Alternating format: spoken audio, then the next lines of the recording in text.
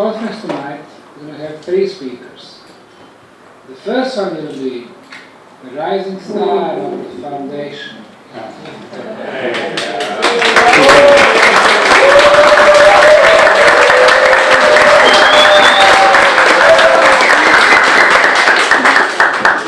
Our archaeological manager, Timothy Moon, from New Zealand, he has an extensive experience in archaeology from Pacific region, India, Spain, Italy, now Bosnia. He came last year as a volunteer, imagine, from New Zealand, spending a few bucks to get here and to be here, and then volunteering for probably 4 or 5 weeks there, if I remember. He did an excellent job at that time on one of the objects that we have not visited, the Temple of Mother Earth. On top of it, he was able to retrieve a lot of ceramic pieces, several thousands of them, concluding that there are probably 2 early Neolithic settlements. So he did excellent and systematic work. So when we are talking about this season, 2013, I was very happy that both of us found a common interest. So he came and he's been here for over 3 months now. I think he's doing an excellent job. We would very much like to see him next year and the years to come, because I think he will help us a lot to better understand this unique archaeological and civilization situation here in Bosnia. So ladies and gentlemen, Timothy Moon.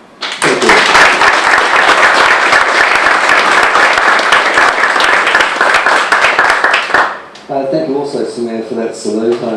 I have to compliment you also on your tenacity and your drive in following your thesis forward in the face of such strong opposition. I should also acknowledge the previous archaeologists that have gone before me and all the volunteers. I've come into a project that is extremely well set up. The paths are quite clear, and my responsibilities as I saw them was really to put in place some robust systems that could withstand examination from external sources. As you know, the international community think this is a joke. They believe everything here is of natural formation. They do not believe that there are ancient civilizations here. When I say ancient civilizations, I mean from the time before. Because that really is where we are at here. We are dealing with a time before the Ice Age. Lights down. Oh, that's a good idea. Could we drop the house lights, please? No, look, I have to apologise. I'm Mac at the rest of the world's PC, so I have to stand here and drive this. I'm sorry if I'm obstructing your view, but maybe if you'd just like to rearrange yourselves now before we start, and then it won't be really much of a problem. So what I'd really like to do is just set a context first of what we're dealing with here in Bosnia. It's quite important to understand what this part of the world is about. Bosnia, as we see it today, is there something wrong? Okay, sorry. Bosnia, as we see it today, is the result of many cultural occupations and cultural layers. Essentially, in reverse order, we're talking about the Tito, Yugoslavia, Austria, Hungary, going further back into the Ottoman invasions, which happened in several stages. It wasn't just one invasion of this part of the world. Then back to the 15th to 13th century kingdom that was here. That was an extremely important and well-structured kingdom. And then prior to that, we go back to they established, of course, the Sofia and Starigrad, the house that was on top of Pyramids also, which was occupied for some 200 years. And farther back we go to Roman settlements, Valerian, Bothnia, and then things become a little bit vague beyond that. However, what we do know is that while the rest of the world was locked up in an ice age, this part of the world was relatively ice-free. It enjoyed a Mediterranean climate because of the ice wall that was in the northern hemisphere, in the northern parts of the northern hemisphere. It pushed population south into the Iberian Peninsula through to Italy, Crete, and down to this part of the world, Bosnia, Macedonia, and of course Greece. So we find that Bosnia is really positioned between some of the great philosophical civilizations of our time, being Greek and Roman. That's quite an important thing, I think, to understand, that it's at a crossroads, that it existed amongst high learning, high civilization. So when I first came to Visico, I really felt a challenge to understand what was happening here. And I went out into the mountains and looked around in the mountains, and I found a lot of evidence of occupation. So the picture became quite clear to me that this river valley supported large populations. It had all the economics that are required for that. It had access to fresh water, it had fertile growing land, it had mountains that were good occupation spaces that offered defence and security and so forth. So, and also there was an east-west orientation, which is extremely important. And all these attributes are very similar to the Sacred Valley of Cuzco, in that the sun rises and sets across the valley, the valley is dominated by a large river, and evidence of distant populations. I find these things are quite important to keep in mind when considering, are we dealing with pyramids here, what sort of culture could possibly have built them. We can begin to understand that it did support a large population. So I know archaeology can be an extremely dry subject. I've decided that I'd do more sort of a pictorial thing for you and take you through some of our findings. We've had a really exciting year. Every single day we've been discovering new things, not just new things, but things we've never seen before. They're extremely challenging. They challenge us intellectually to understand what it is we're looking at. We engage in conversation with our volunteers. The feeling is that many people have got perspectives and ideas, and we ask people to share those perspectives and ideas. And we've held many think tanks over the last 3 months, and we've developed new lines of inquiry that are helping us advance the project. So the volunteer program isn't just a labour force, it's also a philosophical, intellectual and spiritual resource also. So it's extremely valuable in those regards. I'm going to start with Temple of Mother Earth, which is situated between the Moon Pyramid and the Dragon Pyramid. Temple of Mother Earth, we believe, is an ancient Neolithic settlement. We estimate there's probably 80 to 100 houses there. It was probably occupied for an extremely long period of time. In terms of dating, I believe we're looking around about 6,000 to 7,000 years ago. So it's quite significant. And I think in time it will be excavated, will become a showpiece, and will be known throughout Europe as a fine example of Neolithic settlements. So I don't really have time to visit there, but if you do, you should visit. It's a very tranquil, peaceful place. The Temple of Mother Earth delivered a lot of things for us. The initial excavation on one house side, we recovered 4,800 pieces of ceramic spanning a couple of thousand years. We found a number of Macedonian coins, some Roman coins. We actually dug through a soil lens layer that I believe is a decayed body, probably 2,000 years old. The material is really just a stain in the soil. And then below that we started to get down to the real occupational layers, and that is where we came across a lot of microliths, which are very small stone tools, very typical of Neolithic man. They form points, which are arrowheads, small cutting tools for flaying flesh off animals, and things of that nature. Then to this year, the collection really started beginning with recovering stones from the Ravna complex. You've seen Ravna tunnels, and in Ravna tunnels a lot of material has been excavated to develop the tunnel system. And in the process of excavation, a lot of artefacts are retrieved. We've set up a protocol to examine each wheelbarrow that comes out of Ravna, and we're looking for culturally modified material. Now I know that a number of you, of course, were at the laboratory today, and so what I'm telling you I'm reiterating. I'm sorry that there's a lot of people here that weren't there. So as this collection develops, we move into ceramics. We've processed over 15,000 ceramics in the last 8 weeks through the laboratory. I think that's quite an achievement. They span all ages from ancient through to Roman. We set up lab technicians, people who develop skills in this area. Again, volunteers come here with things to offer. They come with personal life skills, they also come here with academic skills. This little piece you would have seen also in the laboratory. This was retrieved in June from magma tunnels. It's quite perplexing. I'm not sure what it is. It has ergonomics. It's very comfortable to hold in your hand. It has symmetry. If you take a centre line and you have almost a mirror image. So we have two sections here, two sections here. We have symmetry in the shape here and here and here and here.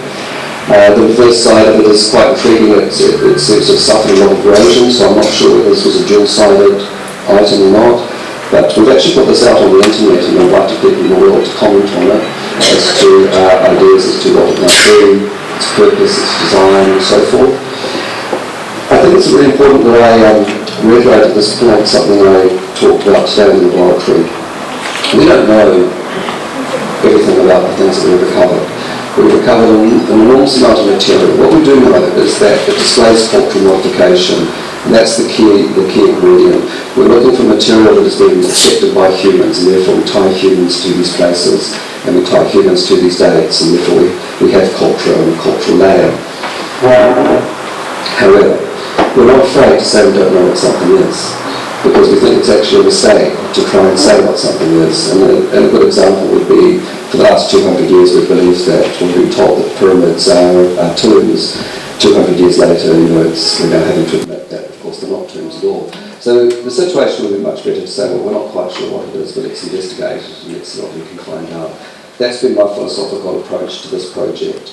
This project is extremely complex on many, many levels. The artifact levels, the energy levels, the terraforming and so forth. This clay tile was retrieved in July. It has some impressions on it that look like perhaps simple tool marks or scratches that could have happened while it was being mined. However, a volunteer with a keen eye thought he saw more in it and brought it back to the laboratory and marked it up. So I'm going to come back to that shortly, but I'm just wanting to show you some of the examples of the kinds of things that we have. One of the first major projects we undertook this year was to determine the extent of concrete on the north face of the pyramid. Up until now, the project has been involved in excavating very large areas. It's extremely challenging and difficult. The soils are up to 2 metres thick, 10 metres deep. It's very intensive. This year we decided to cut a trench. We took a trench from Sunda 11, which I know that you visited the blocks today. This is across to the right and vertical. It runs probably 50 or 60 metres straight up the hill. And it's a very large expanse of concrete. But what we wanted to do was follow the end of that and see where that led us. And is there concrete across the top of the pyramid? Our decision was to create a trench, a horizontal trench, as opposed to clearing large areas. So we commenced digging this trench, which took 2 weeks to take through to its finish. It essentially follows the concrete from one edge to the other, and it comes within 2 metres, so 3 metres of a Sunda trench, a large trench called Sunda 12B, which is a very large hole, about 4 metres in diameter and about 3.5 metres deep, 3.8 metres deep. That leads to a crack in the pyramid, but what it also shows us is the level of the pyramid.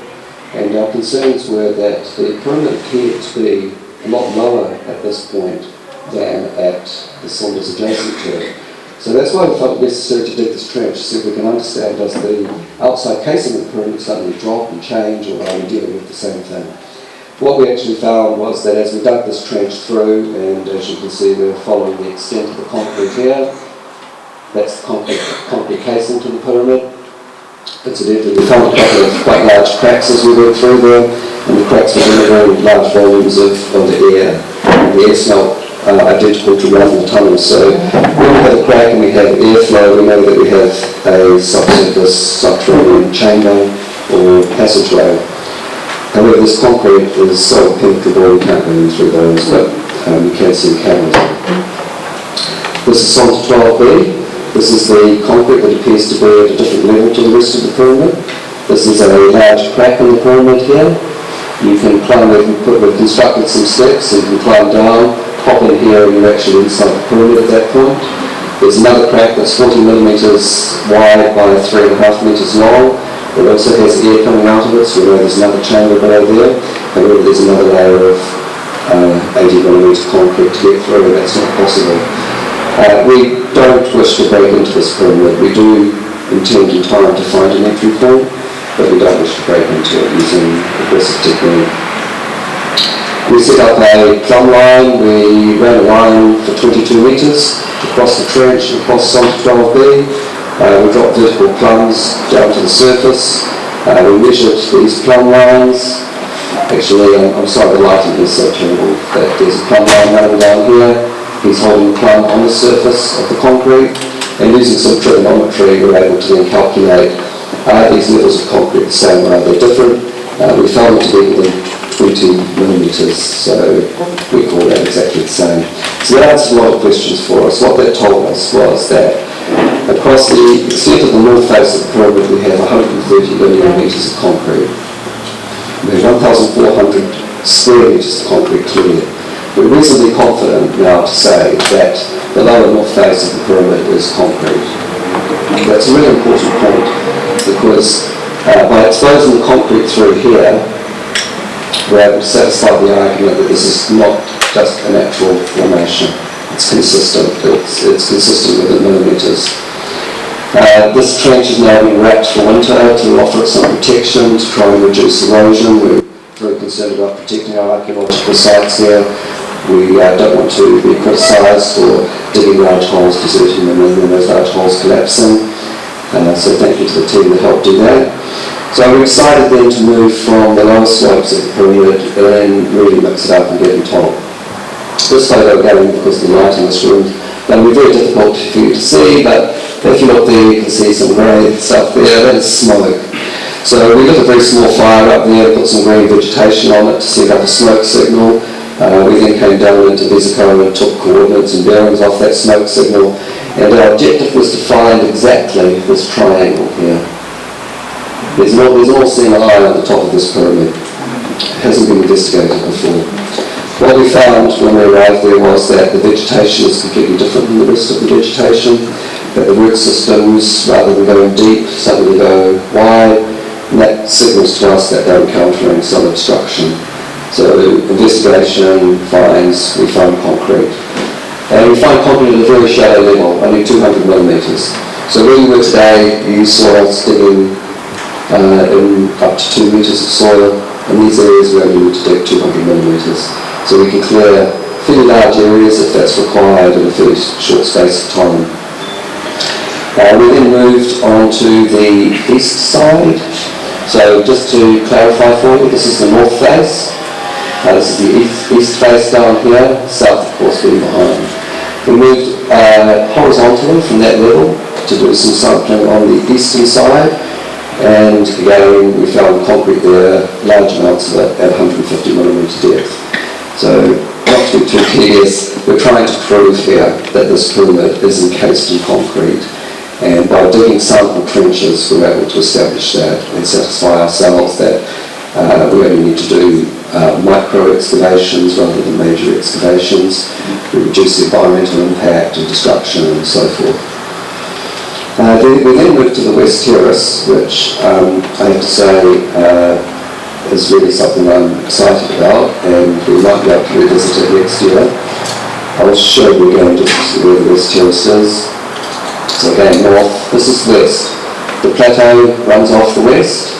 We're up quite high, we're up in this region here, we're 49 metres exactly down from Stalingrad in the public land outside the protected areas of the archaeological site on the top of Pyramida Sonsa. However, we marked out two areas here which we identified as having potential. It's difficult to explain to you exactly why these areas have been chosen, but I believe that there is a small sun temple underneath the soil there at a fairly shallow depth. We started excavating. Within the first 20 minutes, the first artefact came to the surface. There's a very beautiful piece of bronze work. The detail here is it's finely turned on the ends. I have to say it was in exceptionally good condition. It had not been damaged in any way whatsoever. That would date probably 15th, maybe 14th century. Quite an exquisite piece. Finding something like that in 20 minutes and in such shallow soil, you can see here we're talking maybe 100 millimetres of soil, means that we've hit a large area of cultural occupation and it's likely to deliver an enormous amount of new material. However, that was not to be. The observations were that we had been seeing what we were doing, people were concerned about what we were doing, government officials were concerned about what we were doing, the mayor was concerned about what we were doing, and they asked us to cease. So we're putting together an archaeological plan to investigate this area next year. Personally, I think that the main concerns are that we were right on the money, we're digging in the right place, and they don't want us to be where we are and find what we're going to find. However, time will show that, and we will revisit. So, in some respects, we were being renegade, but we were being respectful. It was a very controlled dig, and we acted responsibly when we were asked to. Now, moving on through from the excavations, we now start coming through to some of the dating processes. We've had some quite marvellous results in terms of dating these structures. You may be aware that last year an organic leaf was found under some clay on one of the cinders on the Pyramid of the Sun. It was dated to 24,800 years ago. Very, very exciting. That kind of gives us an epoch that we're working to. It sits quite comfortably with what we're thinking. The time before the Ice Age, sophisticated culture that existed before we knew sophisticated cultures existed. Essentially, people were supposed to be archaic people. Quite clearly they were not. And in Sonda 12, the crack. This is first shift in June. This is our friend Thomas from Norway. The job was to extract clay layers through here to see how deep we can go looking for a chamber. Immediately under the concrete, this is below the concrete, these leaves were found within a piece of clay. Extremely exciting and important. So they were rushed off for carbon dating to the Ukraine, and we waited about a month for the results to come back. It takes about, carbon dating is a very interesting process. To bore you with the facts, C14 isotope exists in 1 part per trillion. It's very, very minute, very rare. The counting of it takes an extremely long time. I think these get counted for about 3,000 minutes, which is about 40 odd days. It has a known decay rate, so we can calculate, every living organism has carbon-14 isotope. It has a known decay rate, so we can calculate the half-life and what the precision is and approximately how old it is. The date that we got for this was quite extraordinary. We got a date back for this pyramid, and we're the first people who really know about it, and it was 29,200 years, plus or minus 400 years. So we believe that we have a 30,000-year-old structure here. And when I say 30,000 years, carbon dating provides us a minimum date. That means that the material is no younger than that date. However, the structure it's found in association with, of course, can be older. And of course it is older. You have to think about the cultural lead time to develop an arts and science and technologies to build a pyramid, let alone the 30,000-year period that it's been lying dormant. So we're talking about a structure that could be hundreds of thousands of years old. Don't quote me on that. I'm telling you 29,200. We moved on through to obtain some more carbon dating. We've received a lot of carbon this year, and it is creating a little bit of an issue for us. It's a moderately expensive process, particularly when we're looking at a lot of samples. But also because we are working at this edge in archaeology, we're actually pushing the available dating systems to the maximum. We don't think we can work with material much more than 30,000 years old with the carbon dating process. We need to find some laboratories that can assist us to start dating other materials and provide some reliable data, perhaps exceeding these dates. 30,000 is getting to the edge of carbon's reliability. The next one was in Ravna Tunnels.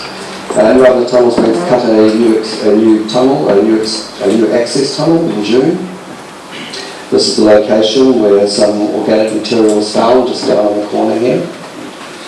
It was a rather interesting substance. We're not quite sure what it is. We have feelings that it could possibly be biological matter. We're looking for some assistance in dating or analysing ancient DNA. But the DNA or the biological material we're working with is so old that ancient DNA to forensic science is probably 4,000 to 5,000 years old. We're well beyond that. So we've got a really interesting date here which helps us now construct a picture for both Ravna and the pyramid and their association. And the date we received for Ravna tunnels is 20,100 years, plus or minus 300.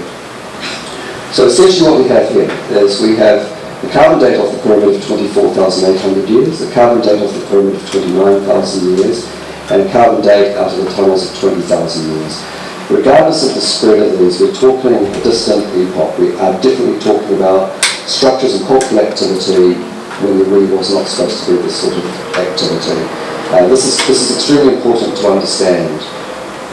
This is the kind of information that orthodox science has been concerned about, that there were not archaic people in these times. They were extremely advanced people, possibly with technologies more advanced than what we have today. And so it begins. We start discovering more things in this section. This is the 20,000 year section. We found this nose of this little item here sticking out of the conglomerate in this access tunnel. So let me stress, this is not an existing tunnel. We were creating a new tunnel to join on to another tunnel that we knew was there. So we were cutting through the conglomerate. And cutting through the conglomerate, we've come across this. This is now called the egg. The egg is born, and this is the egg. I don't know if you've seen it. It's 1.1 metres in length. It is 700 millimetres across and 300 millimetres deep, and it's partly hollow. It's constructed or made from ceramic material. It's quite a beautiful thing that feels very personal to me.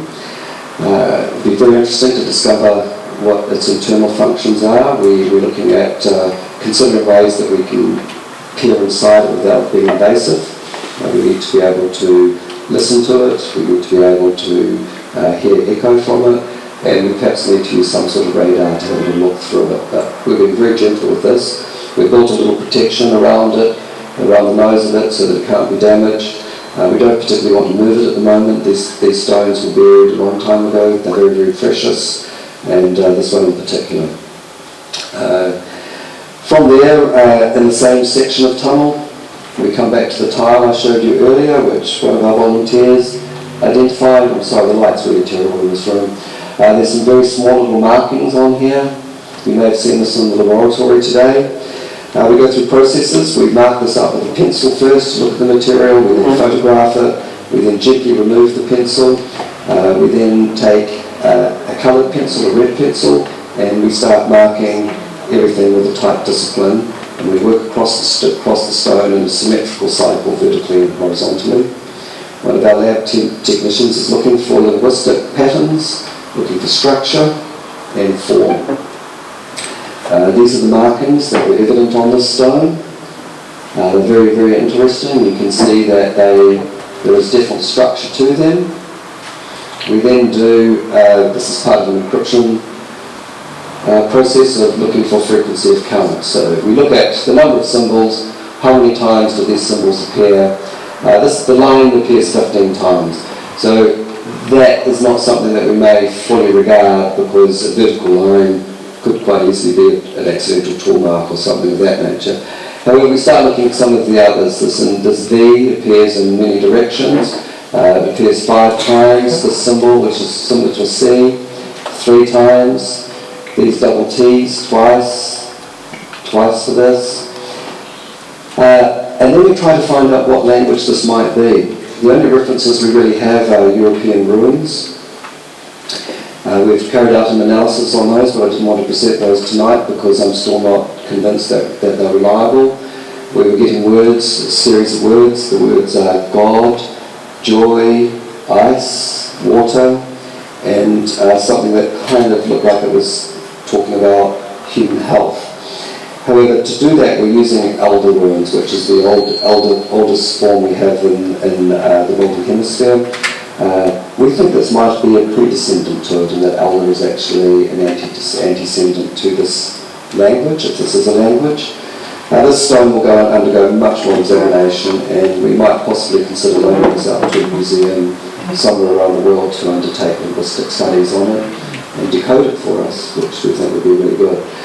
I guess I should emphasise that point. One of the things that I've been striving for here is to build a collection of material that we can tour. That there is material here for the Foundations Museum, the laboratory, etc.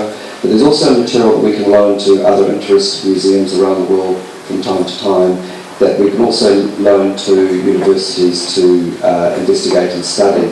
And by doing that, we will achieve a lot because we are limited in our own resources. This is a huge project. I'm one archaeologist, and we're 345 volunteers. One of our lovely volunteers. Examining a stone foot. This stone foot was found in the filler material in Ravna tunnels. This has come from the area that is the 20,000 year minimum mark. This is what the foot looks like. We've undertaken comparisons between this and a human foot. We're finding 8 different anatomically correct aspects to this foot. We don't believe it is a foot to a statue. We believe it is a blank of some sort, perhaps to make a shoe. Perhaps it has some other function. It might have been used to maybe study reflexology, acupuncture. We just do not know. It will reveal more though in time. Now, in the last 4 days, we've found 5 more of these feet, which is very interesting. So this was the first. We've now, this is size 37 by the way. We have then found what appears to be a child's foot. It has less detail on the sole. Children's feet develop quite differently to adults' feet. Then we have found an infant's foot, and then we have found 2 more blanks that go with that. So we have a collection of 5 at the moment. We think that's quite extraordinary. These have come from at least 20,000 years old. From the same deposit, we're finding more language. We have this stone here that one of our volunteers, Mia, has been working with. Around the bottom of the stone, we observed a lot of markings, which we then marked up. We marked up in red. You would have seen this in the laboratory today. We're not sure whether we should be looking at this horizontally, vertically, what angle, which way this gets read. However, again, it's showing symmetry, it's showing patterns. We believe it is a language, and it is certainly worth investigating further. I'm really hoping that I can find somebody who is majoring in linguistics who would like to come and volunteer and work with some of this material with us. Even a 2 to 3 week session in the laboratory could reveal a lot for us. And please understand that if we do crack this material, we are going to start to discover knowledge, and knowledge is what this quest is all about. Now this stone is a real darling. This has been nicknamed the Heartstone. It has an elusive image. When the stone came out of Ravna tunnels, what was evident was this spiral here, which then extends up to this area of the stone here. There's 3 or 4 small dots here, and there's another dot over here. What happened over 48 hours, it started to fade. We would gently wet it again and photograph it again. The image would be there as the stone dried. The image would then disappear again. It appeared to be losing its energy and losing its image. We have 35 photographs of this image at various stages, and that gives us some material to investigate. We're actually going to try something with this stone, which you might think a little bit odd. But when I finish this year, we're going to bury the stone again where we found it, and we're going to leave it there for a year.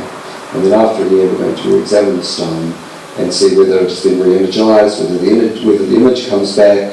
It could be something as simple as the pH balance of the water, where it has come from. It could be something to do with the soils that it's buried in. We'd like to explore that and see whether we can understand and whether we can retrieve it. Either way, it's been preserved in photography. We have the artifact, we just don't have the image. Now, we're finding a lot of material in Ravna that I would describe as, well, actually they're quite difficult to describe. They're stones. They're indescript stones. They sit very comfortably in your hand. They're about 100 millimeters long. Most of them are left-handed. We're discovering that they have art images on them or images on them. Again, this is very difficult to see in this light. People saw this in the laboratory today. There's a small face here, the eyes, the nose, the mouth, the chin. Then it has this hair here, which we nicknamed Bob Marley, of course, but as I said today, we're now seeing that this is, it looks like a representation of Medusa, which we think is an extremely interesting thing to find, particularly in an ancient culture that existed a long time before the Greeks. We found another stone in the last day that also has an image on it, and that has helped us understand that the other blanks we have are probably not blank, we just cannot see them. We're going to preserve that material and archive it. The idea is that perhaps we can laser scan it at some point, and with laser we might be able to reveal the images that are on these stones. Here's our tetras. These were also found in the 20,000 year deposit. So essentially what happened is when we were breaking through this, creating this access tunnel, finding the organic material, marking a 20,000 year old point, that is when we started discovering a lot of culturally modified material.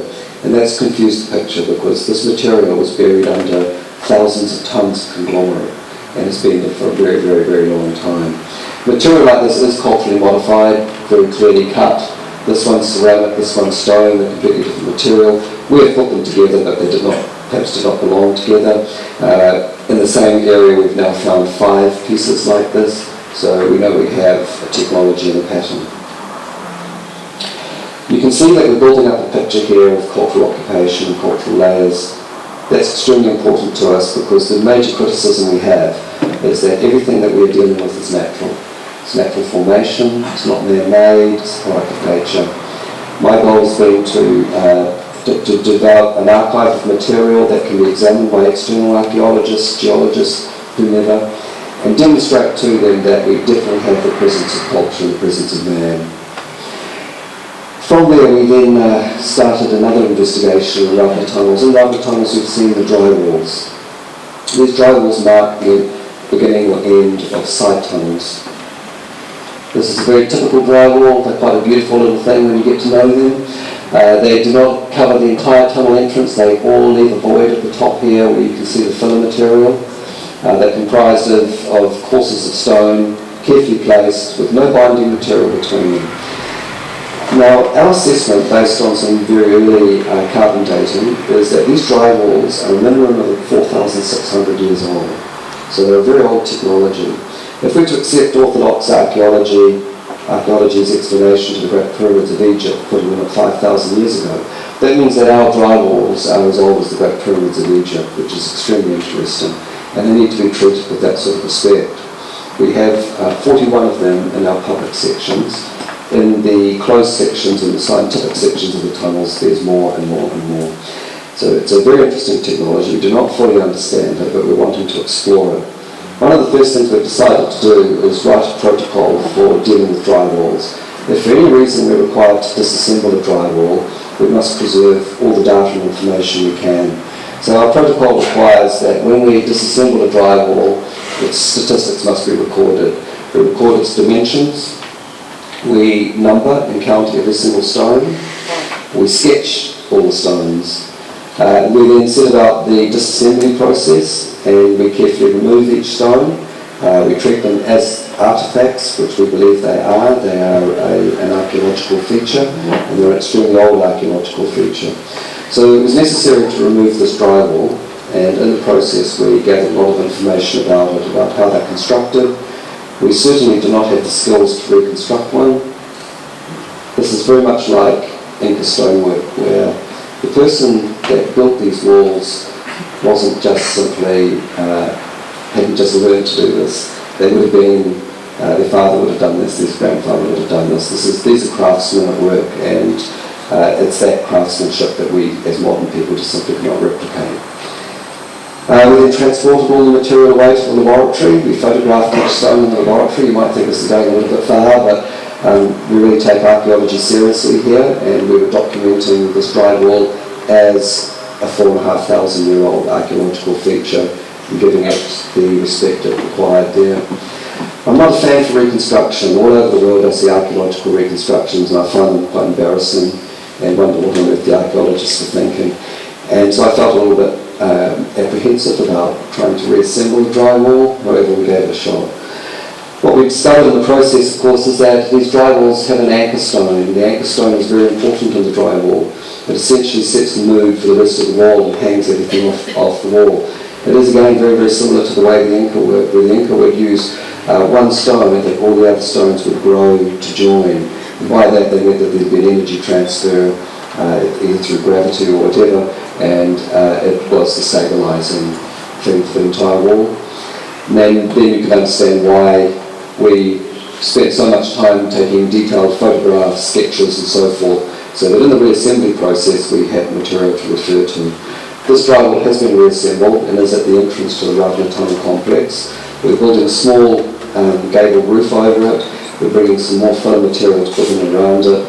We want to create an environment that's humid, protected from the sun, and we'll investigate it. If for any reason this drywall starts to deteriorate because it's outside, not inside the tunnels, it's on public display and maybe that's not what it should be, then we will disassemble it and we will store all of these stones and keep them for future reference. Each stone is numbered. So in the process of doing this, we have gone through the Ravna Tunnel complex. We've measured every single drywall in the Ravna tunnels. We've measured the distance they are from the entrance, their declination, inclination, height, the number of courses, number of stones, and we find they vary from being 60 centimetres wide to 5.69 metres wide. They vary from being 40 stones to being 150 stones. A lot of really important information. In the process, we were able to develop a new map of the Ravna Tunnel complex. So this is the most up-to-date map showing dry walls and their locations, with keys showing the distances, etc. This is important scientific information and the kind of material that we should responsibly be doing, so we're very pleased about this, and I'll acknowledge Richard Boyle, who led this survey for me, and Tim Denmark, who were his anthropologists. Right, this is the open section of 153 metre tunnel here, and I'll just bore you for a moment and just play a little video so you can understand what the unaffected original parts of the tunnel system are like.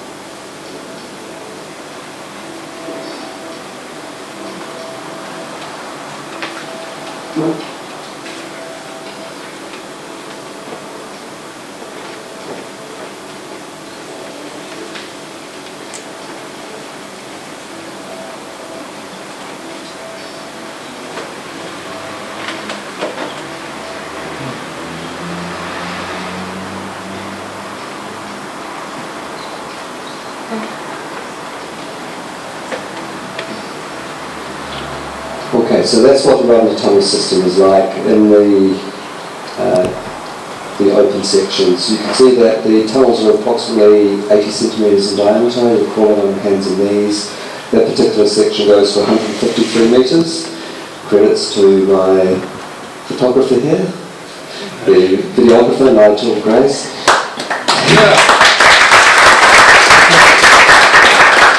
We found when we got to the end of that 153 metre section that our heart rate started to increase, our temperature started to increase, we realised oxygen was decreasing, so we couldn't go any further. We got maybe within 12 metres at the very end, which was very interesting because another perplexing issue in this system, which I'll talk about shortly, is how does oxygen be generated in the run-of-the tunnel system. The footage there is a little confusing for you in first look, but we're talking about essentially a rabbit hole that goes for a vast distance with other side tunnels running off it, which then again run into more. So it's an absolute labyrinth of underground networks that when you examine the material, you really have to consider, are these for human egress? And they really do not appear to be. They're extremely difficult to navigate, they're uncomfortable to be in. If there is a collapse in there, of course, there's no chance of recovering them. So that's the new section. Then, of course, we had another breakthrough this year, and that was the discovery of the Megalith. And this is the Megalith. We're not quite sure of its dimensions yet. It runs through here to the back and down through here. It disappears under the wall here, and it appears to come out about 2 or 3 metres on the other side. It disappears through the wall here. We're finding some very interesting features with it. So firstly, at the back is an open section of tunnel. There's 2 tunnels here that are filled in. There's 1 tunnel here that's empty for 800 metres. That provided us a very good opportunity to gain some scientific information. The surface of the megalith is very, very delicate. You're only allowed to step on it in soft-soled shoes or bare feet. We want to protect the surface. On the surface are a great many markings. Symbols, markings, very organic in nature. There's a series of dots and dashes that run down it. There's a spiral over here that then leads under the stones here. Now we've left a lot of that intact at the moment, covered in stones, because archaeology is about patience. We don't want to rush in and damage any of the information that this megalith can deliver. We've left material covering parts of it where we know that there's some interesting signs, and when we're ready we'll remove that material and look at the signs. But at the moment we're working in there, and the chances of us damaging those vital signs is too high.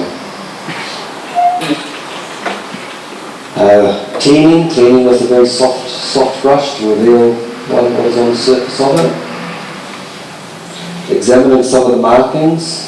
There's an interesting circle that's inlaid into it, and it contrasts with the other markings that are on the stone. We're not quite sure what it is, and neither are we actually exactly sure what the stone is made out of. The problem or the challenge with this at the moment is to understand its dimensions, understand its depth and how deep into the soil it is, and then what its relationship is to the other megaliths in the area. What we are finding though is we're finding foundations to buildings.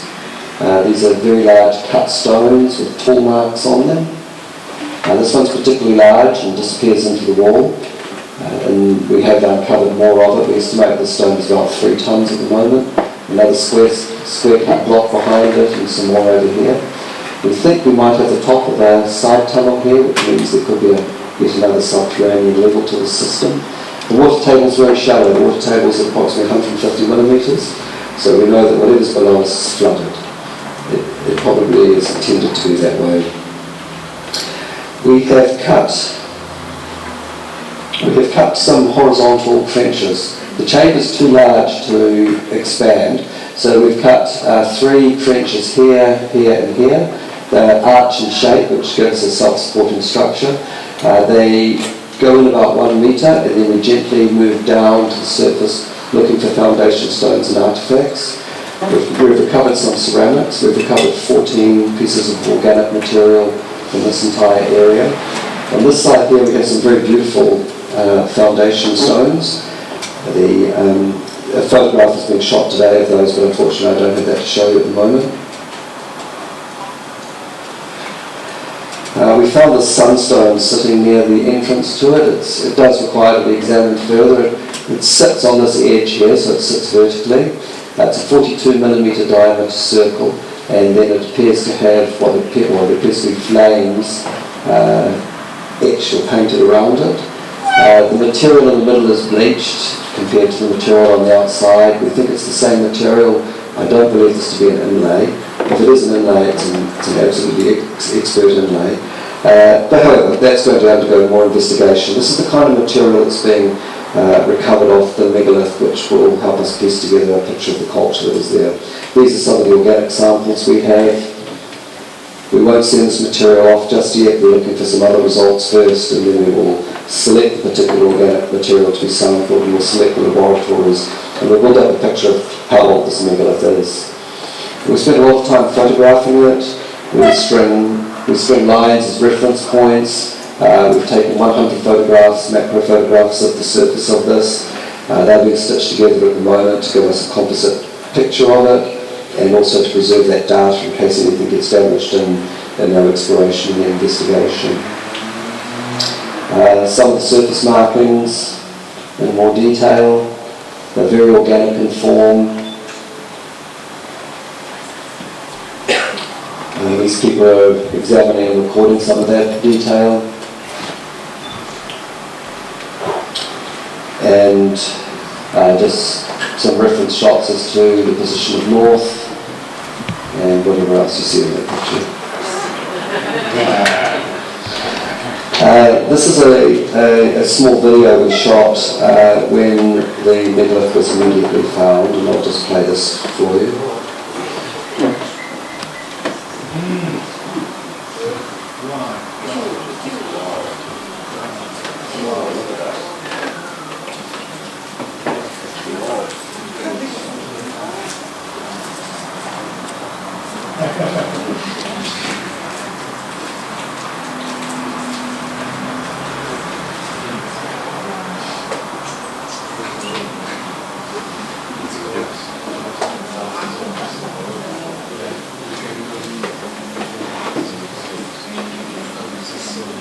So these are the kinds of things we've been discovering. We think it's a new kind of insect, and we need to work with some entomologists to see if we can identify what it is. But they continue to come off it for 4 days. Thousands and thousands of them.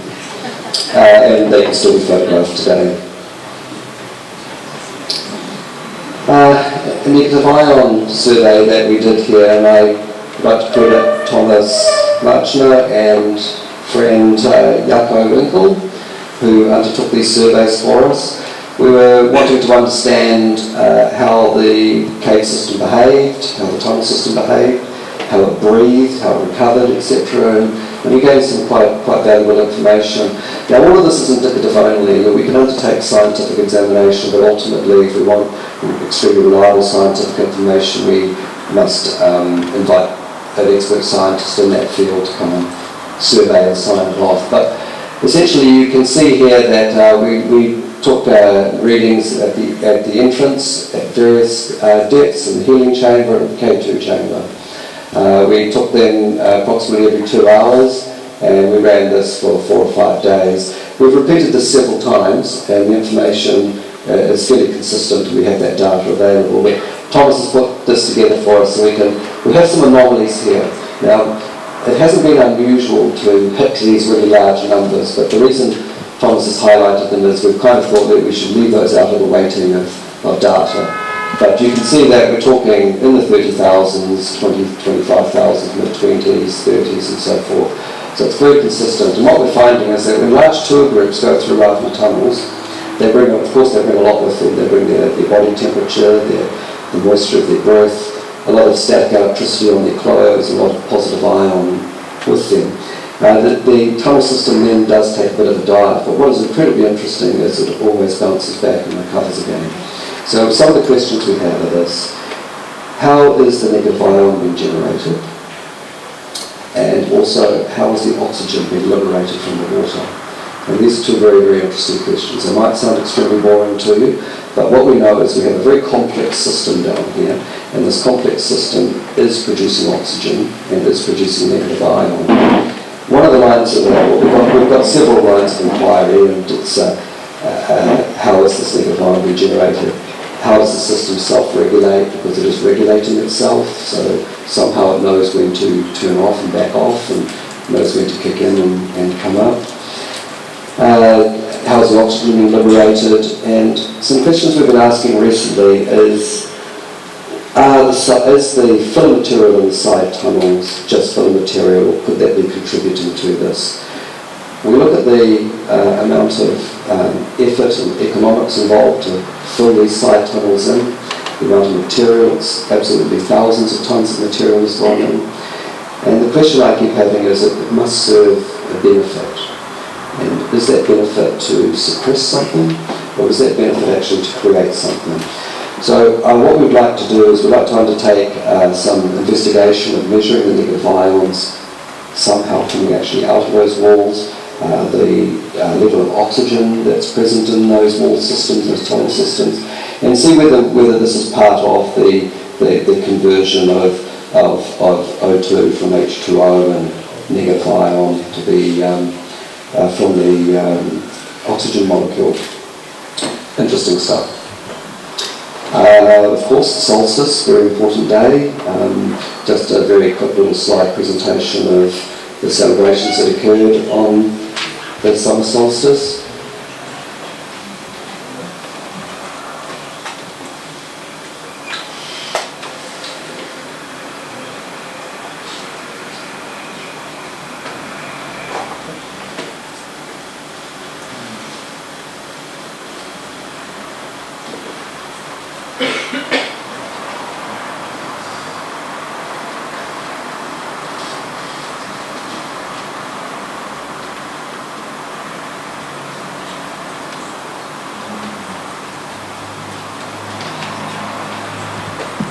Its orientation is extremely important.